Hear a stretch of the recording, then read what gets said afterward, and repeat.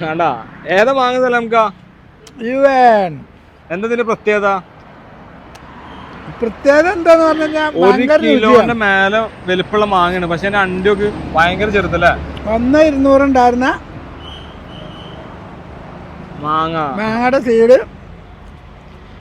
ഒരു 50 ഗ്രാം പോലും ഉണ്ടാവില്ല. അത് ബ്ലേഡ് കാണാം, എല്ലാരും വീട്ടില് ബ്ലേഡ് കാണാം. ഒരു ചട്ടപ്പേപ്പറിന്റെ കനമുള്ളൂ. ഇവിടെ വരുമ്പോ മാത്രം ശകലം അധികം നമ്പർ കൊണ്ട് മാങ്ങ രക്ഷയില്ല സാധനം. അപ്പൊ ഇതിന്റെ തൈകൾ എന്താ റേറ്റ് വരുന്നത്? 800 തൈയാണ് ഇരിക്കുന്നത്.